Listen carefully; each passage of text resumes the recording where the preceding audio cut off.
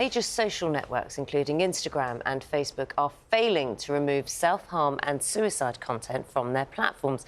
It's according to research by the Molly Rose Foundation. Yes, charity was set up following the death of schoolgirl Molly Russell, who took her own life after viewing harmful content online. The study looked at more than 12 million posts, which were taken down by the 6 biggest social media platforms. Our correspondent, Angus Crawford, has taken a closer look, and I should warn you that you may find some parts of this report upsetting. Molly Russell ended her life when she was just 14. Her father, Ian, horrified by the self-harm and suicide content she'd been fed by social media. This world is so cruel, and I don't want to see it anymore. And some of it's still there. Just this week, we found similar images on Instagram, glorifying suicide and self-harm, too graphic to show. And the content on X, formerly Twitter, was even worse. My youngest daughter died on the... Ian Russell now campaigns for online safety. The corporate culture at these platforms needs to change. We travelled with him to Silicon Valley. One tech boss told us things would get better. I don't think we'll ever be in a place where every single image that violates our policies is off of our platform. But it's our responsibility to get that number to as close to zero as possible. Content moderators, like these in Berlin, alongside automated systems, try to remove the most harmful posts. The platforms have made progress, but today's research by the charity set up in Molly's name says there's much, much more to be done. It analysed 12 million takedown decisions made by the big social media companies about self-harm and suicide material. Facebook and Instagram, owned by Meta, each accounted for just 1% of those decisions. X was worse, reporting just 1 in 700. And while TikTok did remove 3 million items, it only suspended 2 accounts. What's really clear from this analysis is that the failures of technology companies, it isn't just a glitch. This is a fundamental systemic choice not to invest in identifying and removing content, essentially turning a blind eye to harmful material. The Online Safety Act was meant to force reform on Silicon Valley, but Ofcom, which has the power to levy huge fines, is still consulting on its codes of practice. It's about putting the onus of responsibility onto the tech. Ian Russell at Ofcom in April questioned the delay. He's also met the Labour Secretary of State and is demanding a new, tougher act. Molly's family want a safer internet for all. This research shows their work in her name is not yet done. Angus Crawford, BBC News. We're joined now by Andy Burrows, who's the Chief Executive of the Molly Rose Foundation. Good morning to you. And also by Molly's dad, Ian Russell. Ian, good morning to you as well. Ian, when this research, which, you would have seen, came out, I think I know the answer to this. Did it surprise you? Hello, Naga. Sadly, research like this no longer surprises me. It's difficult to find the right words because I guess one that comes to mind is disappointment that the big platforms don't seem to be living up to their own promises. They don't seem to be delivering the safer internet that they told us about. We saw in Angus's report there that in 2019, Adam Mosseri, the boss of Instagram, said he would be working to deliver a safer internet. And as Angus also showed, the sort of harmful content that Molly saw in the last 6 months of her life over, about this time 7 years ago, is still easily findable online.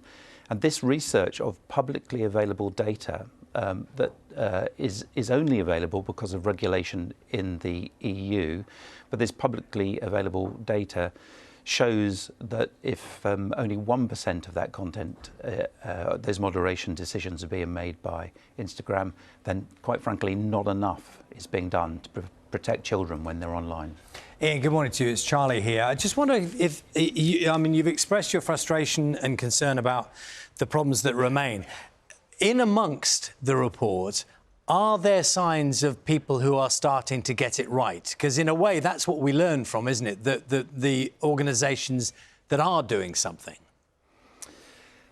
There are signs of hope, and I think it's really important to look for change and change in a positive direction. And if you look at Pinterest, for example, of all the decisions in the 8 months from September of 23 until April of this year that this data covers, nearly three-quarters, 74% of the moderation decisions were taken by Pinterest. So that seems to indicate a comparatively small platform, a big global platform, but when compared to Meta and TikTok and the others, a comparatively small platform who seems to be able to do something about it.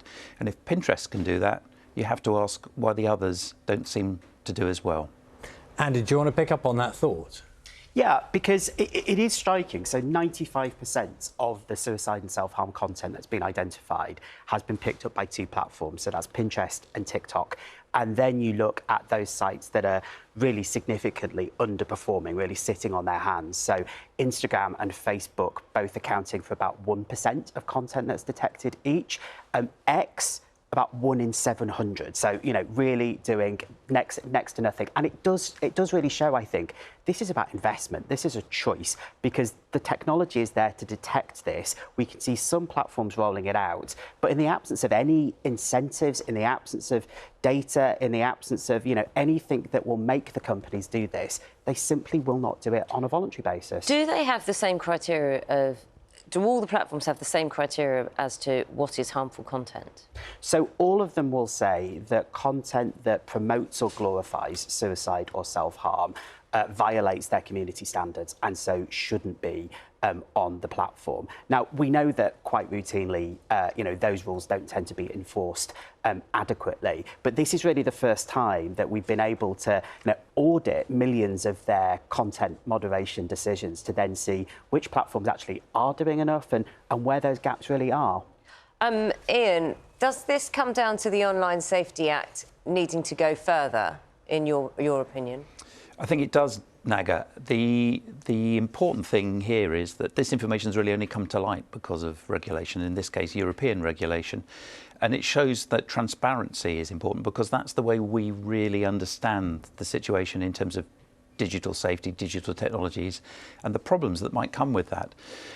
So the Online Safety Act needs to play a role as well. And if nothing is changing fast enough, and if the same sort of harmful content Molly saw 7 years ago is still available online, and if platforms the size of Instagram are only taking down 1% of the moderation decisions in this survey, something needs to change. The platforms, although we often hear the platforms don't have to wait for the Online Safety Act, they have shown that nothing is changing really fast enough. And so what makes that change happen is regulation. And the Online Safety Act, where the weaknesses in that act are discovered and shown, the government must act and must act quickly to strengthen the act. We're playing catch up. The internet companies have had 2 decades and nothing much has changed. We're playing catch up for those 2 decades, and we have to keep pace with the lightning fast pace of the tech industry. So the government needs to act and act soon. Should say we've had a statement from the Department for Science, Innovation and Technology saying that under the Online Safety Act, those who encourage self-harm with intent currently face up to 5 years in prison. Once the Act is fully implemented, platforms will also have to proactively remove illegal content that encourages serious self-harm and stop children seeing material promoting self-harm or suicide, even when it falls below the criminal threshold. Do you know what, Andy? I think a lot of people who care a lot about this story, you know, families, whoever, a lot of people care about this enormously, keep hearing about the Online Safety Act. And it's being held up as, you know, when that comes in, when that kicks in, that will be the thing that changes everything. Well, what we're starting to see now as Ofcom is setting out how it intends to regulate is that it's a step in the right direction, but it isn't going to go far enough because so many of Ofcom's proposals, I mean, the chief executive of Ofcom, I think, was sat on this sofa 2 or 3 months ago saying that, you know, their proposals would tame toxic algorithms.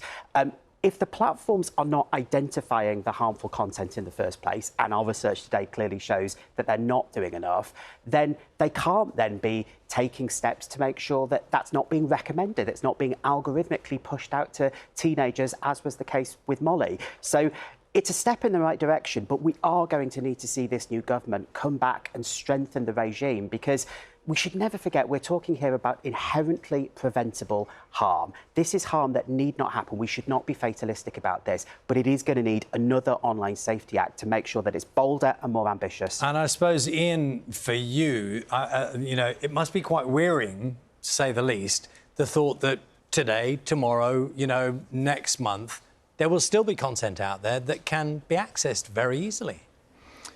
I think that's almost inevitable. What's worrying is the pace of change to removing that content or reducing that content as much as possible. And I think it's also important to note that it's worth remembering that there can be harmful content online and you can encounter it.